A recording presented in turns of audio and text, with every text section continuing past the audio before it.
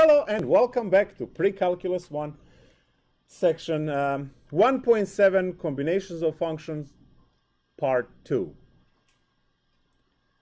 So we already talked about this, did pretty much everything, but this lecture is extremely important because this lecture is the one that never goes away. So 1.6, 1.7, 1.8, that's those three lectures will be repeated on different types of functions in PreCalc 2, and it will extensively be used in Calculus 1, Calc 2, 3, differential equations, and so on. So combinations of functions. You can combine functions by adding them, subtracting them, multiplying, dividing, squaring, square root. So that's all of the ways to get the new function out of old functions. And then also the last one over here is the function composition when you plug one function into another function and obtain the new function. We also talked about the domain and which way domain is impacted when we combine two functions. And we know that when we are combining multiple functions, the most restrictive domain is the domain for the entire problem. And I called that the grandmother effect, if you remember, right? Where you can catch the train if you run, but then, right? And you can't. Well, you have the moral dilemma in that case. It's one or the other. You can't have both. So we did a few of these examples. And I started talking about function composition, labeled it as very important because this is the most important part of this lecture, where you plug one function into another and create a new function that way. I said that the notation for this is f and then this circle here. It's not times. Times is just a dot. It's an open circle. And then G. Some people would call this fog, but it's not O either. It's the open circle. It's a mathematical symbol. Yeah. And the meaning of that is this, where G is plugged into F, which means that every x of F is replaced by function G of x. I defined two functions here, function f and function g, and you can see that f has two x values, and those two x values were replaced by g because we were supposed to plug g into f, so every x of f was replaced with entire g, which was x minus 6 in this case. After that, you follow the algebra to simplify the most you can. So you see that I plugged in g for both of x's in f, and then distributed 3. Couldn't do anything here. Copied plus 9, and then added like terms. In this case was just negative 18 plus 19 plus 9 is negative 9.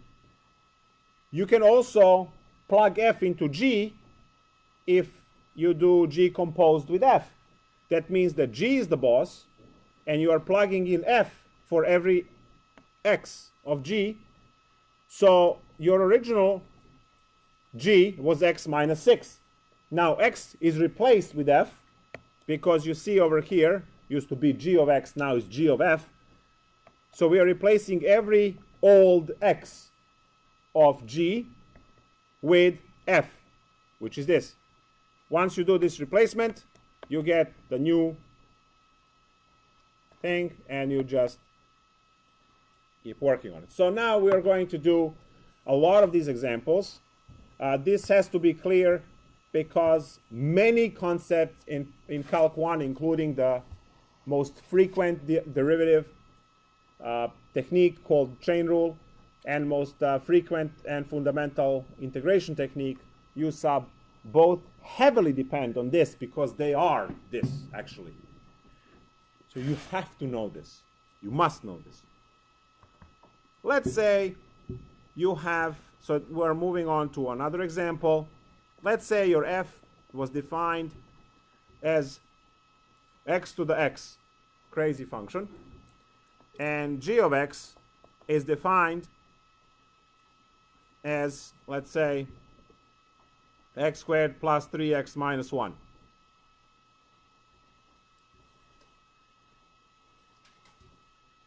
What is f composed with g of x?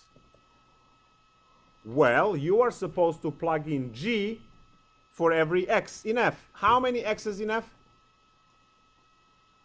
2. You have to replace both. So the bottom x, which is in the base, x squared plus 3x minus 1, and then the top x, which is the exponent, is also x squared plus 3x minus 1.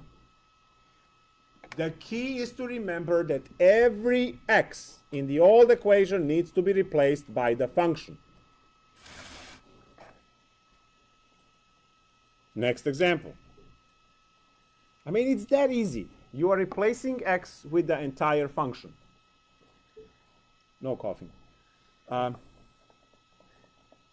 Let's say f of x is 3x squared plus 2x minus 1,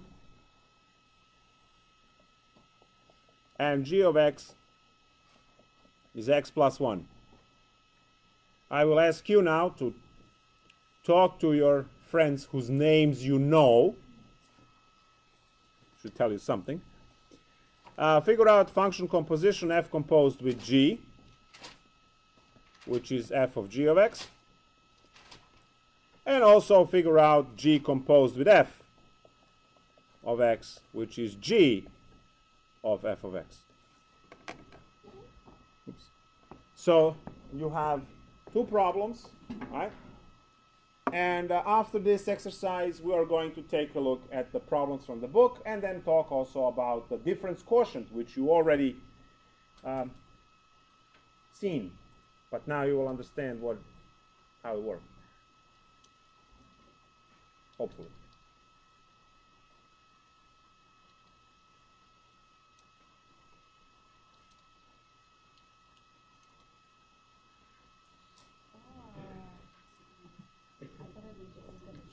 More talking, more talking. Let's go.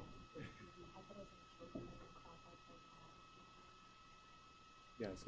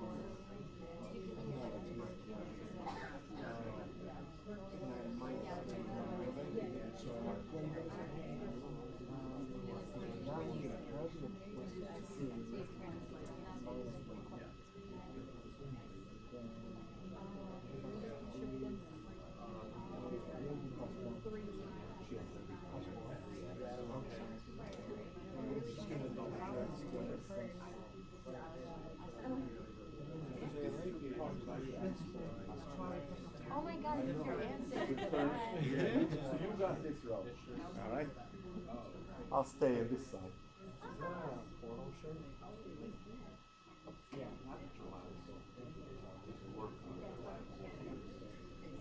I work with your.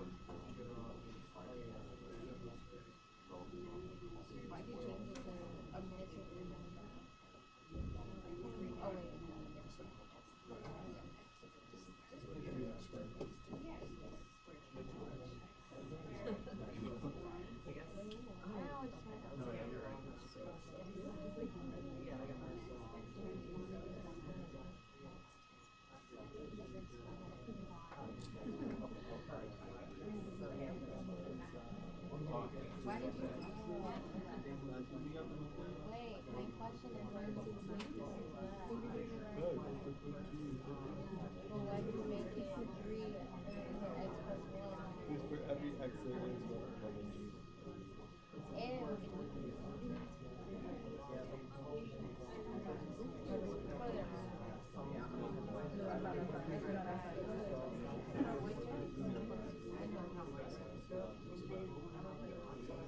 straight. I don't know what it is.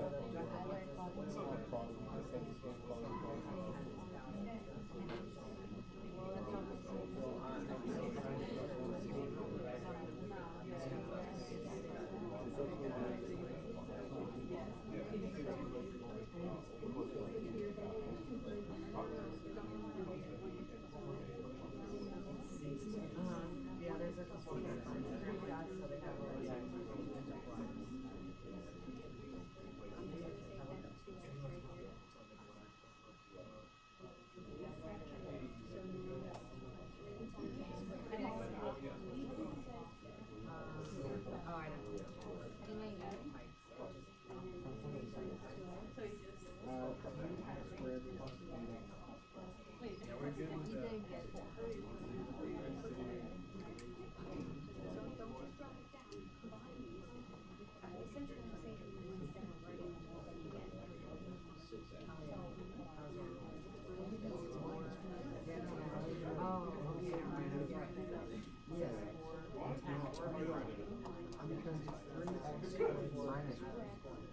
Just squaring and stuff, and if there is issue, I'll jump in. Minus 4.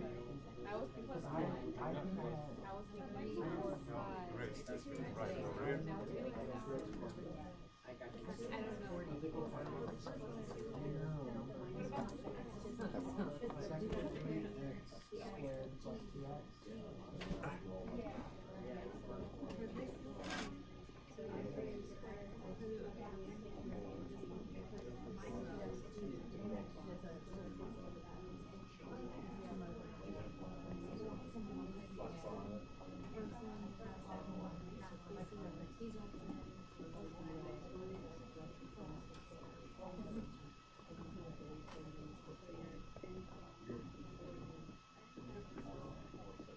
Nice. Awesome.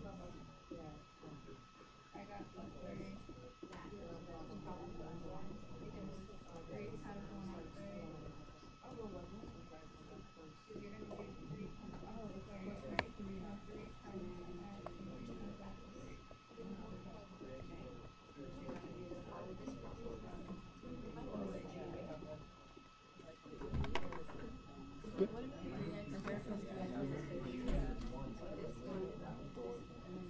So we have 3x Obviously, you squared. looked at that and wasn't asking for that. So why do you take this as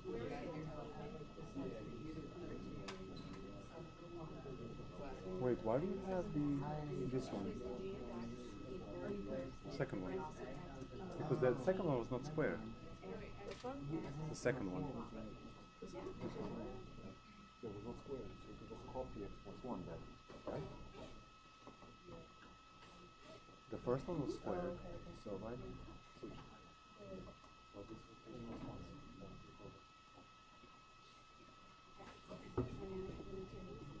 Right? And now when you distribute down there, you just have 2x plus 2.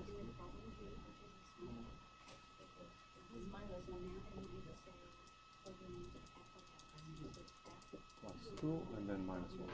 Perfect.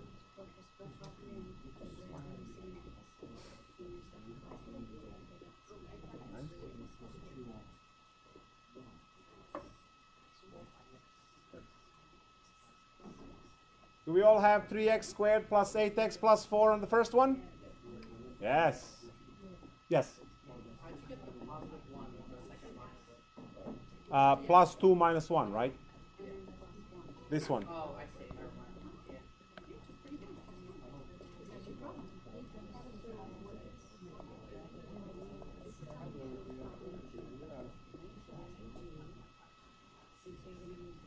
Awesome. You see? Doesn't hurt, right? That's it. The second one was much easier, right? Because it was only x plus 1. You replace the x with the first one, and you got the answer. And now we're going to do some, I would say, more interesting problems, which are in the textbook, which involve rational functions.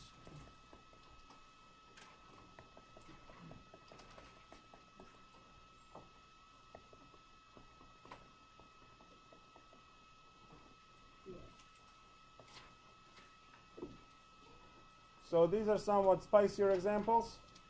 So let's start with combination. This is 64. F of x is equal to 6x minus 3. And g of x is given as x plus 3 over 6.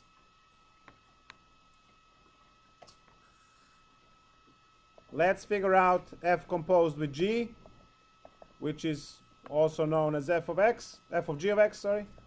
F of g of x. And then let's also figure out g composed with f of x, which is g of f of x.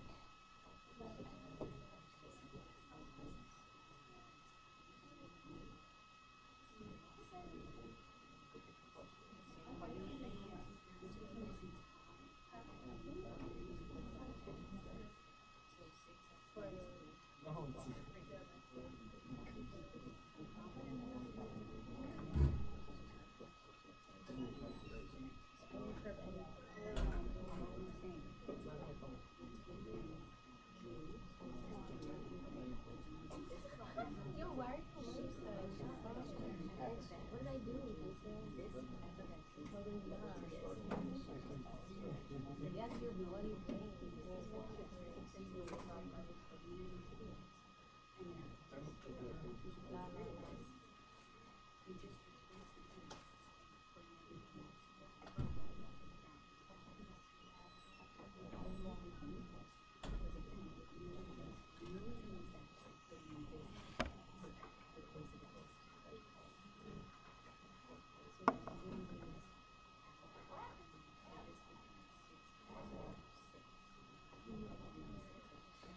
All right, so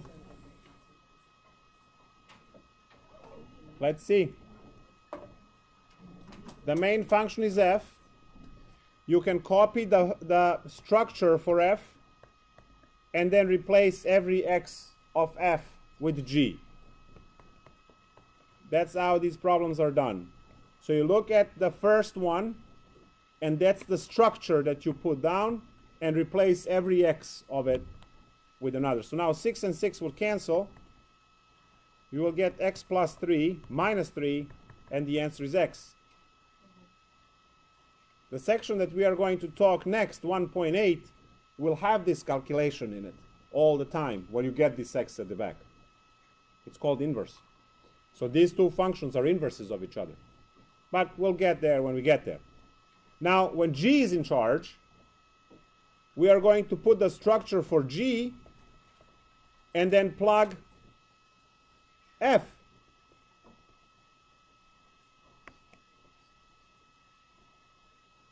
And as you can see now, 3 and 3 cancel.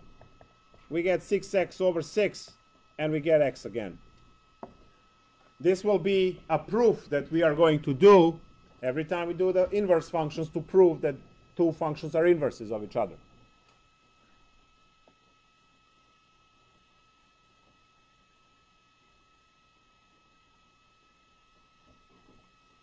Now, some of these problems where they are not inverses, 68 is a good one. F of x is 5 over x plus 4.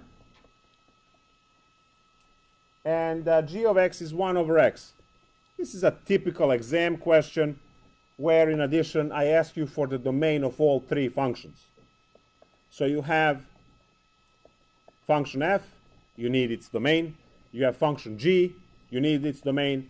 And then you will have the composition of the two function f of g with its domain.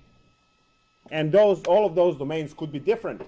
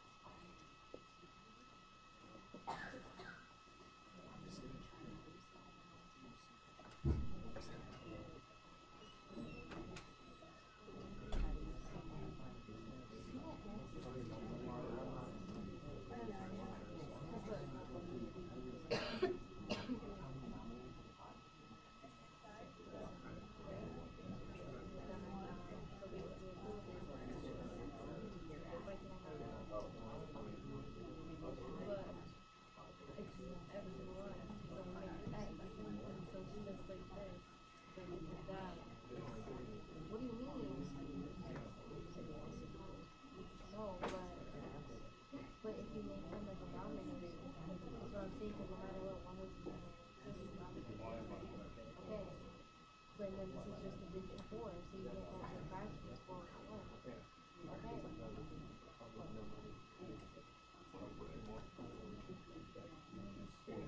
But adding with the top, because you're adding 4. Right, 4 to 1, it's not to add up, it's to make them squares. Okay, whatever. We'll see what do you do. You want this one.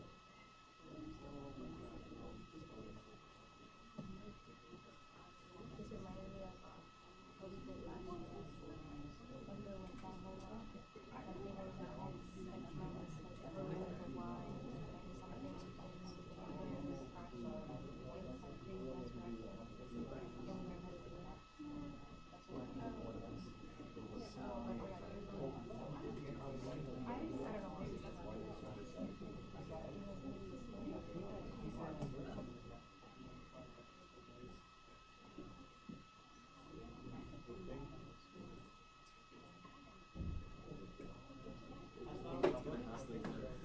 So you see now that you need to use algebra of those, what is it called?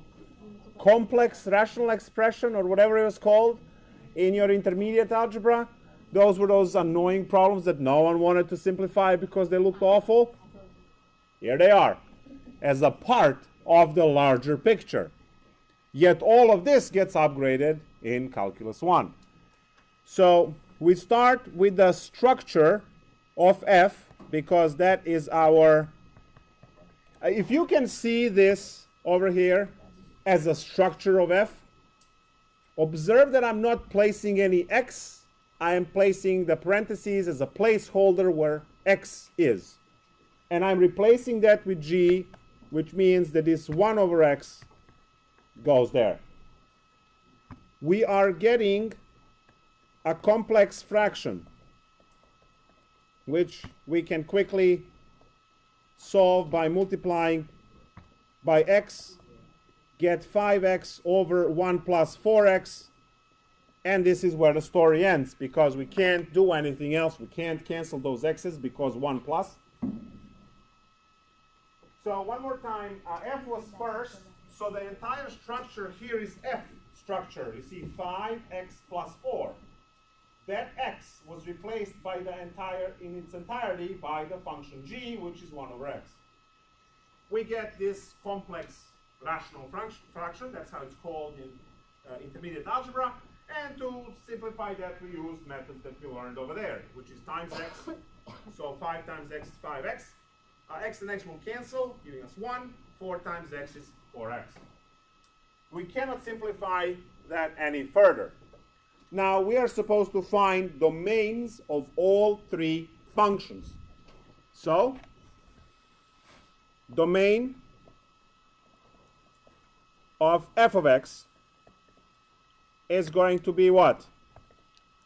Well, if you look at the thing, the only number that you are not allowed to use is -4. So we have negative infinity to -4 union -4 to positive infinity. So this is the way to kick out exactly one value, -4. How about g of x?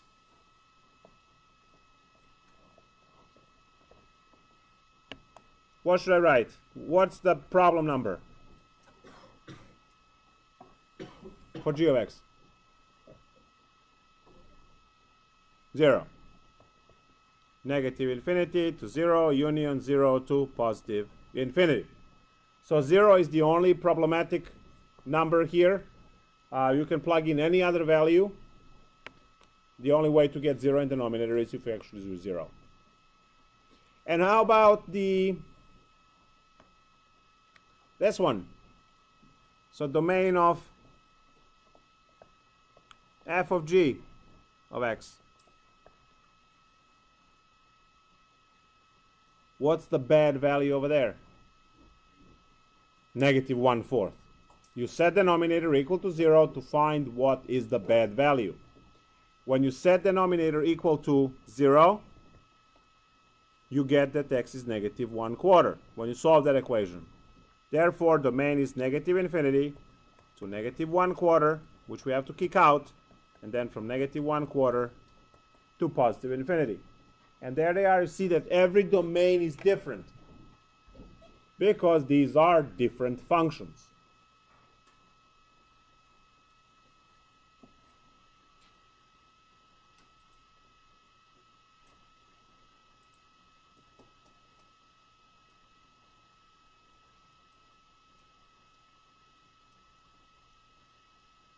At the end, I would like to address one of the problems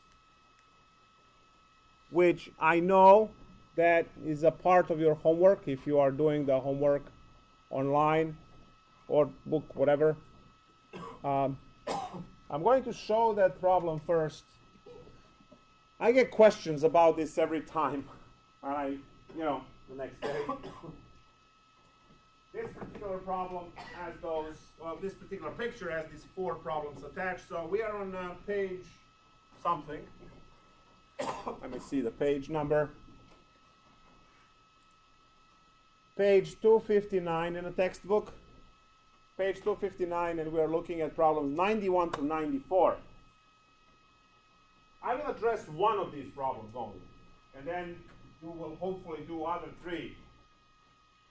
We are going to chase the values graphically and understand what it means to plug values in and so on. So clearly on the picture you see that the blue graph is F and the red graph is G. You have these points here which are X and Y values. And let's do 92, let's say. So F composed with G of 1. That means that when you plug one function into another one, you will get some kind of combination, and then you will compute that combination at 1. So that's the meaning of this 1, -1, and so on. So it's not fog of X, it's fog of 1, which means you do the function composition and then you compute at that value. But we don't have the functions, we have the graph. So we are going to think about this. We know that function composition F composed with G of X means F of G of X. So that's the same. Now, if I have F composed with G of 1, that means it's F of G computed at 1 first. See that? So I'm going to first look for the value here. And that's G of 1. So I'm going to locate function G, which is the red one, and look for its Y value because that's the answer. Right? 1 is the input. And all of this is a Y value. So when I look at the red line, 1 is the input. What is the output for it? It's -5. So now I'm replacing this with -5. So I need to find f of -5. Well, f of -5 is the blue line, which is 3. That means the answer is 3. You chase these values, right? It's like a detective job, right? You find one piece of the puzzle and that leads you to the next clue and leads you to the next clue. We can chain as many of these as we want. So I start by looking at the only thing that I can directly compute, which is G of 1. G of 1 is the red line, so I find the value for entire G of 1 as a unit. So G of 1 is -5. Well, G of 1 gets replaced by -5, and now I look for F, blue line, with the input -5. -5 input for the blue line returns 3.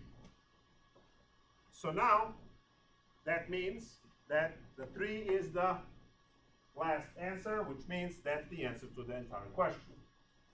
You can practice 91, 93, 94.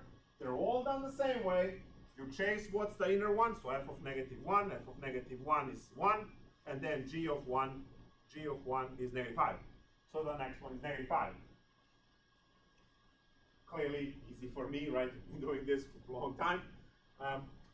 This is where you have to sit and systematically look at this, break it down to components, and try to deal with this in some way. So when we are computing function composition, if we have functions, we can first combine functions and then compute the numbers, or we can compute the number in whatever is the inner one, compute the number there, and then whatever answer we get, plug that into f. And I would like to illustrate that with an example that shows, it's not a proof, but it verifies, with one example that this actually works. So say you have f of x as 2x plus 3, and g of x as 1 over x minus 1, all right? And say you want to compute f composed with g of 2. I told you there are two ways you can go about this. One way is to do the function composition first and then plug in 2. All right, let's do that. So f is the boss, which means 2 times 1 over x minus 1 plus 3. And when we simplify this, we get 2 over x minus 1 plus 3. So that's f of x. And now we replace this x by 2. So f composed with g of 2 is going to be 2 over 2 minus 1 plus 3, which is 2 plus 3, which is 5. So the answer is 5. Observe that I did the function composition first, and then I did the, and then I plugged in number 2. Way 2 would be to compute, since we are looking for f composed with g of 2, I understand this as f of g of 2. So if you carefully consider this, I have g of 2 over here. I can compute g of 2. So I can compute g of 2, which is 1 over 2 minus 1, which is 1. So now the problem becomes f of 1, because g of 2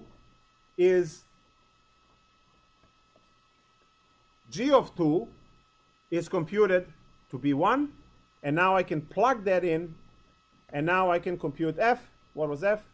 2x plus 3. So 2 times 1 plus 3 is, of course, 5. So there are two ways in which you can compute this. Do the function composition and then plug in number, or do it in stages. Compute the inner value first, and then compute the outer value. If anyone is planning on eventually going to Calc 3, you get to do this in a three-dimensional space with maybe 2 parameters and 3 variables.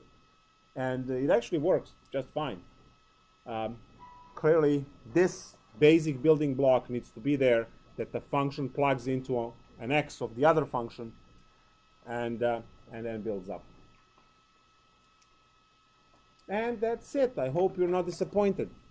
That's the function composition. Oh! I almost forgot the difference quotient. The difference quotient. Again. So difference quotient is a formula. All right? It's f of x plus h minus f of x divided by h. So it's a formula. It's not function composition. It's a formula. The part of that formula is function composition, right here. Because you are supposed to replace every x you see with x plus h. So, when we are dealing with the function composition, let f of x be x squared minus 2x plus 8. All right? We see that this building block is exactly this, so that gets plugged in there. No questions asked. Age in denominator is just age. You get to copy that one as well. The one that you don't have and you have to construct using function composition is this piece. That's the one you don't have. And the way you do this is you are working on a function composition. Come on, Eraser.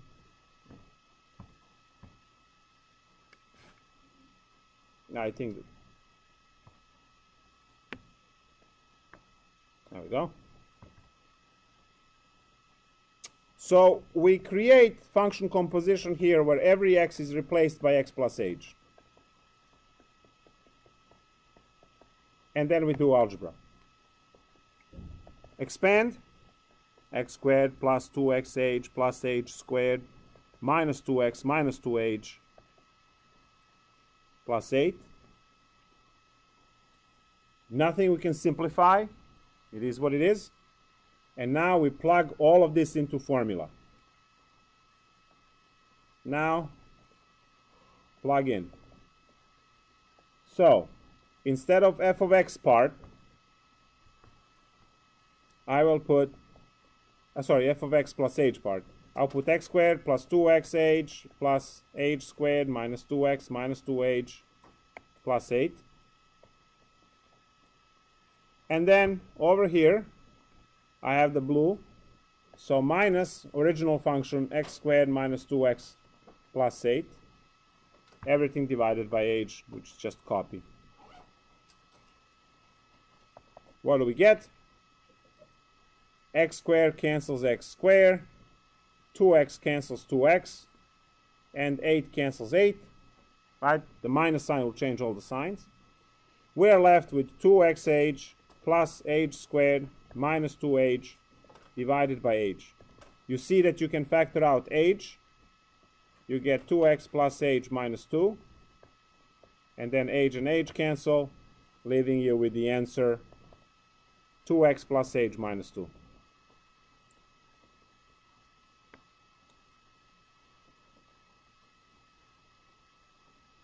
So it's the difference quotient formula is not the function composition, the part of it is. So just one part of that function is function composition, the other one is just Control C, Control V, right? You copy the function as is in its place.